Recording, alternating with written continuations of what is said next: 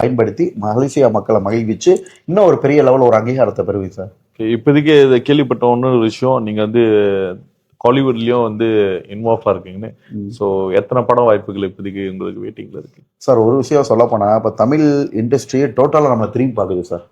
என்னன்னா யாராவே நடிப்பாரக்கன் அடுத்த சிவாஜி கணேசன்றாங்களே, அவனை சொல்லி நிறுத்துங்களேன்டா, அவன் நிறுத்துற நடிகர் தலைவன்றாங்களே, வாட்டர்மெலன் ஸ்டார்லாம் மக்களா கொடுத்த பட்டம் சார். அப்ப எல்லாம் பெரிய பெரிய டைரக்டர்ஸ் எல்லாரோட கண்ணுமே நம்ம மேலதான் சார் இருக்கு.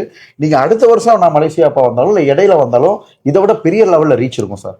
ஏன்னா நடிப்பை வந்து நம்ம அப்படி கற்கிறோம், நம்ம நடிப்பு திறமைய எல்லா பெரிய பெரிய நடிகர்களுமே பார்த்துட்டு இப்போ லேட்டஸ்டா விஜய் சேதுபதி சார் மதுரை வந்திருந்தாங்க சார்.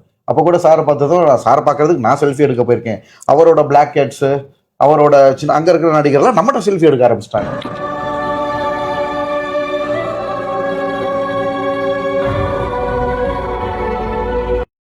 சரி சார் வர்றாருன்னே கார்ல ஏறிட்டாரு.